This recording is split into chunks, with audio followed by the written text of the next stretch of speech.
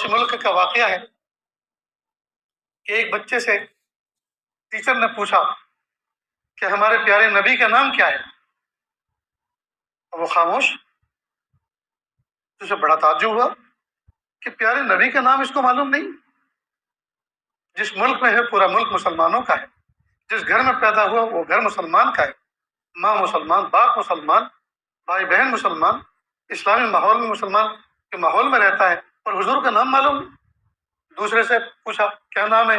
اس نے کہا محمد رسول اللہ صلی اللہ علیہ وسلم. کہا کہ اب لو. اب وہ پھر نام نہیں لے رہا تو اور زیادہ تعجب کہ اول تو اس کو معلوم نہیں تھا، اور جب دوسرے نے بتا دیا تو اس کو ریپیٹ نہیں کر رہا. تیسرے سے پوچھا کیا نام ہے؟ تو اس نے بھی بتا دیا. پھر کہا اب لو، اب بھی نہیں لے رہا. دو چار بچوں سے پوچھا، جب اس نے نہیں بتایا تو وہ ٹیچر کھڑا ہوا اور اس کی شدید پٹائی کی. بچہ خوب رویا. اتنے میں گھنٹی بجی، ریسیس ہو گئی. سارے بچے کلاس روم سے باہر نکل گئے. تھوڑی دیر کے لیے 15-20 منٹ کے لیے انجوائے کر کے کھا پی کے پھر کلاس میں آئے. یہ بچہ واپس آیا. اب چونکہ کافی دیر سے رویا بھی تھا، مار پڑی تھی، تو اس ٹیچر کے دل میں، استاد کے دل میں ترحم کا جذبہ پیدا ہوا.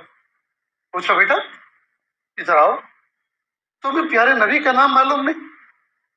اس کے بچہ کی آنکھوں میں آنسو بھر آئے اور کہا مجھے معلوم تھا، لیکن میں نے لیا اس لیے نہیں کہ اس وقت میرا وضو نہیں تھا، اور میرے ماں باپ نے میری تربیت اس طرح کی ہے پیارے آقا صلی اللہ علیہ وسلم کا جب بھی نام لو تمہارا وضو ہونا چاہیے.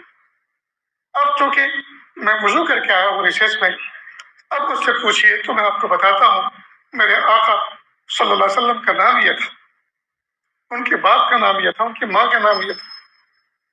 میرے بھائیوں، جب ہم اپنے بچوں کی اس طرح کی تربیت کریں گے، جب ہم اس طرح کی تربیت کریں گے، ہمارے بچے بہترین نمونہ بنیں گے.